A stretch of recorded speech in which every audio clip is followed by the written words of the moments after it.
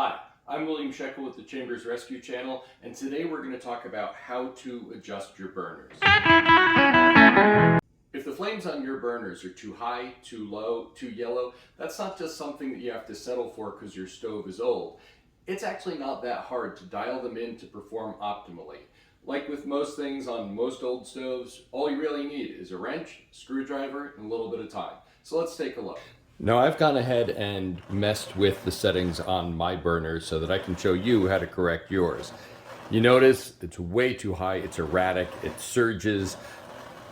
That flame should be 3/8 of an inch high, no higher, and you should never see any yellow in it.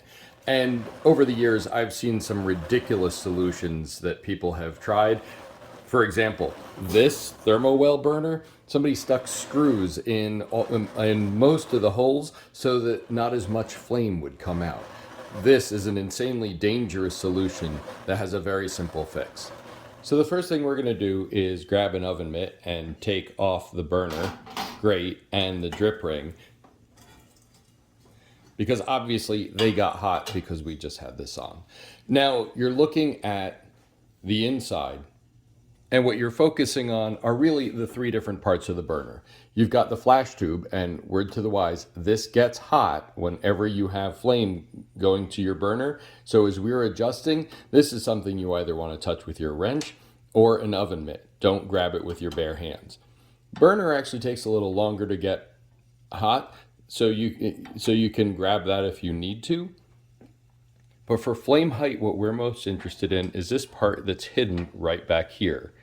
This is the orifice cap. If you've watched my other videos, you know that that's where the fuel comes out. So let's take a look at that. Now, when you get all the parts out of the way, what you're really looking for is this brass cap right here. This is the orifice cap. And what it does is screw onto the end of the fuel line and shoot the fuel into the burner to meet the flame so that you can cook. Now, in order to know how to proceed, you need to know what you've got on your stove. If your cap looks like this tiny little hole, you're set up for propane, and you cannot adjust how much propane comes out at the cap. For this, you need to check your regulator, you need to check your line into your stove. If your flame is too low and your regulator is fine and everything else seems to be fine, you may want to unscrew this just to see if there's any debris stuck in it. I know people who have found bugs inside their orifice caps. I don't know how that happens, but I take their word for it. So if you've got a low flame and you're on propane, maybe make sure this is clean, but you're not going to be able to make the following adjustment. There is something you can do to make sure that the flame's not too yellow, so stand by for that one. If you're using natural gas, you have two different types of pin that are underneath that cap. The first one is this. If you've got a cap that isn't adjustable, underneath you'll only have an empty pipe. That'll mean that it's been set to one setting and you can't change it without changing the cap. Far more frequently though, on a chamber C especially, you'll get a mixing pin that looks like this. Now notice the fins. The fins have holes around the perimeter of the pin. That is to regulate the flow of natural gas coming out and into the burner. Now, this is a universal mixing pin, meaning it can also be adjusted for propane. That's what that little hole at the tip means. Screw this cap all the way down so that only that tip is poking out, just a tiny little bit, and that's a perfect setting for propane. If you've got natural gas, you're going to screw this down probably about halfway and then turn it one way or another so that the flame is just at the right height. Basically what you're doing is lowering or raising this cap against this point, thereby controlling how much of your natural gas is able to come out. So if you've got a pin like this underneath your cap, and you need to check to make sure, then you can make this adjustment and really fine tune it. That's why chambers use these. They wanted you to get a very precise flame.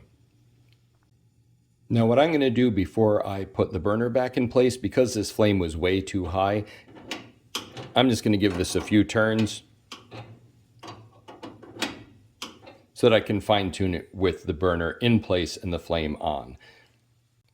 If you're not comfortable around open flame, grab an oven mitt, that'll help, or grab a much longer wrench, that will help as well. Before I put the burner back in place though, I want to show you one very important part that often gets overlooked, and that is the air mixer plate on the bottom. Now, this controls how much air mixes with the fuel in order to create your flame. If your flame is too orange, that means this is open too much. And all we have to do is loosen this screw and we can adjust it. Now you see I pre-loosened this. You see it slides open and closed. So if it's too orange, I'm going to close this. If my flame isn't burning right, if it's not igniting right, if it's not staying lit, maybe it needs a little more oxygen, and I can loosen this back up. And then I'll just tighten that one screw, lock it into place, and I'll be fine. Remember that thermal well burner from hell I showed you earlier? Well, instead of sticking screws into the holes to regulate the flow of flame, what they really should have done is first screw down that orifice cap and then come to this mixing plate, loosen that screw, adjust the plate to be more open or more closed depending on whether the flame was really yellow, and they would have been fine. This type of plate is on a chambers, is on the thermal well, the broiler, and the oven burner. But you're also going to see it on a lot of other different kinds of stoves. For instance, from my other videos, you know, I've got that 1930s Waterman hanging out in the back room of my house. Well, here's the burner out of this. Notice it's basically the same design. Sure, it looks a little different. The metal's a lot thinner and so on, but it's the same principle. You loosen the screw, you move that plate around, and that little hole will open or close accordingly. If you've got a flame that's too yellow on propane, again, if you watch those other videos on how to convert, you know that the Waterman is set to propane. So this is how you adjust the flame there. This will give you not the right height, because that's set at your regulator, but the right color flame and the best burn by adjusting that plate for the optimal airflow. So now I've put the burner back in place, I've turned it on, and you see that those several cranks that I gave it with the wrench before putting it back in place really did a lot to make that flame more manageable. So now what I'm going to do is grab my second wrench, and this is my trusty measuring tape of a wrench. This is 3/8, and these flames should each be 3/8 of an inch high. I'm looking at this right now, and they're a little over that, so I want to just dial this down a little. You can see how that goes down as I turn it.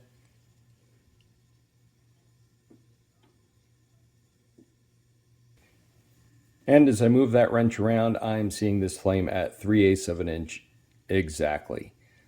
That's a nice soft blue flame. It's nice and tight. It's not roaring.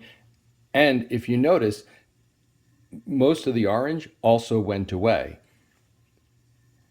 after I adjusted that plate a little. So if you give it a try at first, adjust both, you're going to be going back and forth a little, but it just takes a little time. A wrench to turn the orifice cap, a wrench to measure the flame height, and if you need it, a screwdriver to adjust that mixing plate. And for that, you definitely want to pull it off before you do it. And remember, the flash tube back here gets really hot the second you turn on the flame. So you don't want to grab that with your bare hands. You will get burned. And that's really all there is to it. The airflow can be regulated on a propane stove or natural gas. Natural gas with that kind of pointed pin underneath, you can fine tune in your flame exactly. Chambers Model C, that's a given. On others, it's going to be a question. You need to check yours. But again, it's just a wrench, a screwdriver, and a little bit of time. Thanks again for watching. See you soon.